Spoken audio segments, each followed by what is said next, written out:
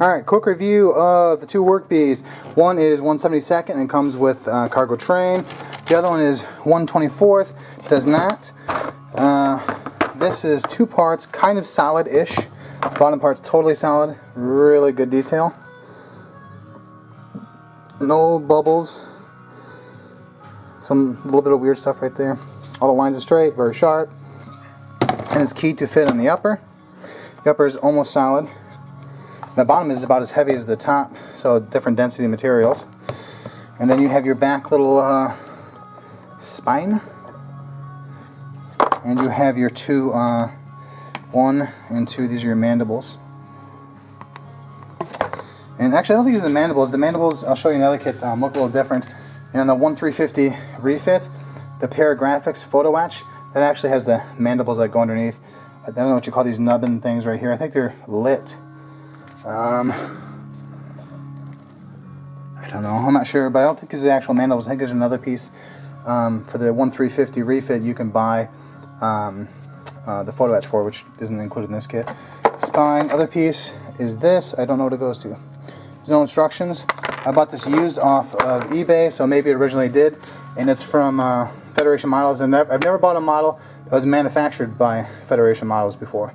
That's a little interesting. And here is the stand that comes with it. Generic stand, I wouldn't really use this because this is more of a TNG. And although Workbees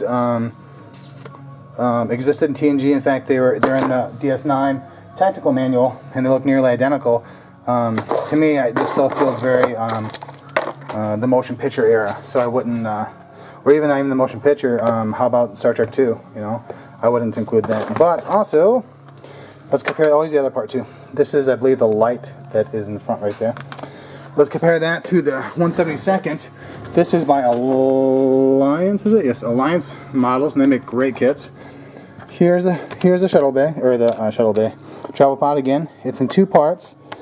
The details are slightly different. I wouldn't even call them different, as I mean, they are obviously different, but it's because of scale.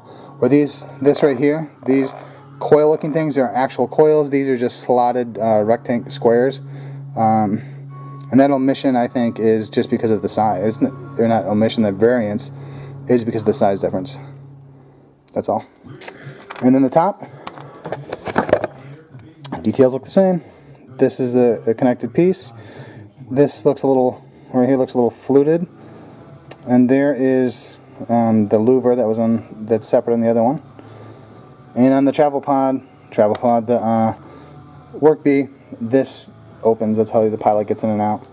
And then these mandibles, or whatever, forks, go on the side here, and those attach to this.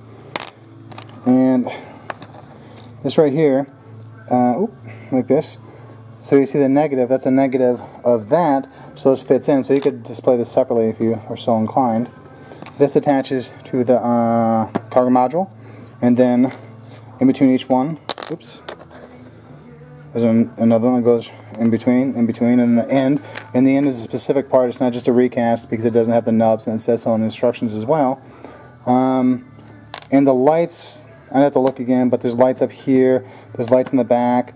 This whole thing is lit, although usually it's what do you call it? Tinted black. So you can get away with not doing the interior and just tinting it black. Put a nice gloss. There's decent instructions. Actually, it's really good instructions. They're not decent, they're good. It also comes with markings. The small kit does. Oh, it says Federation Models. Interesting. Well, I bought it from Federation Models, I think. Or I got it off eBay, and I didn't know I was buying from Federation Models. I thought I was just buying off somebody.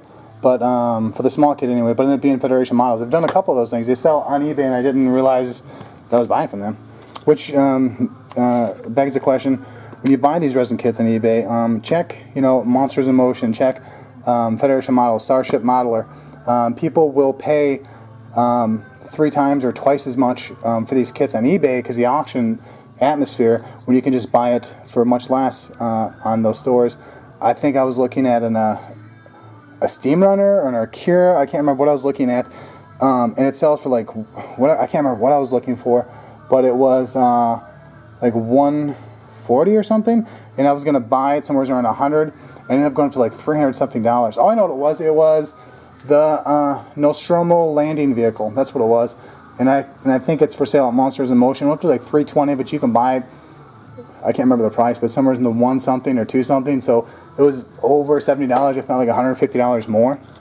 So just check those other sites while you're doing that, so you know where your cutoff is, so you're not double paying for something.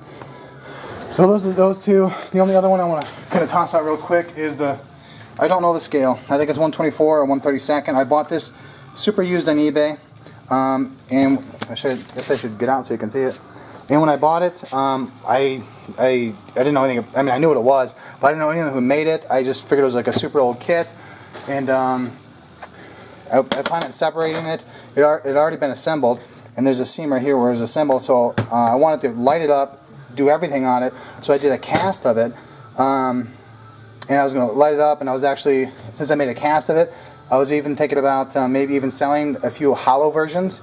I was going to cast up hollow myself and sell them, not for like a profit really, but enough to make my money back. And then I found out that it's for sale like at Federation Models or whatever. So this is a kit you can buy right now. So obviously I'm not going to do that. But instead of buying it, I could have bought for just about the same price one that was unassembled, and I could have done all the stuff I wanted to instead of recasting it. But this is a super sharp one. I like it a lot.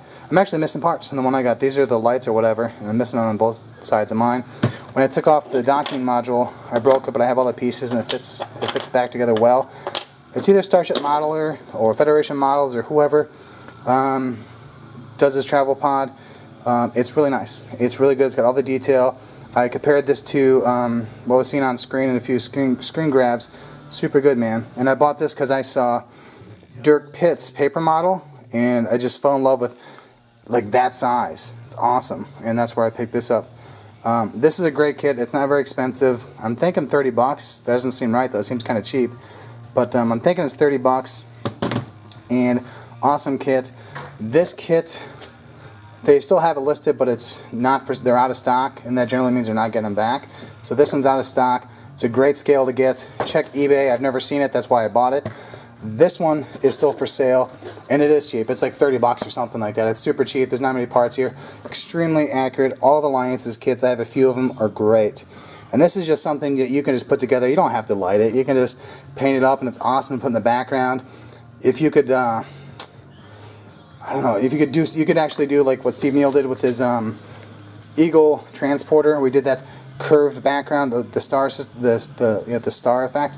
You could just get go to HDA Model Works, have him make you a crudogram of this scene right here, minus the Workbee, and you just put that in the background. I mean, it'd be not very big, like 6 inches, or not 6 inches, but 8 inches by like a foot. It's curved around. You just have this right in the middle, and you just have all that lit up in the back. And this stuff's not very expensive, HDA's.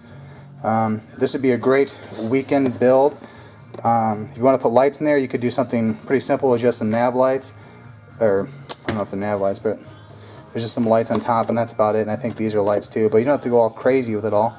See, it's blacked out there, but this is like a really cool kit. Still available at Federation Models, pretty cheap. I think $30. Not available anymore. Still available, pretty cheap, but it's kind of solid. So if you want to do anything, you have some issues with that. Thanks for watching.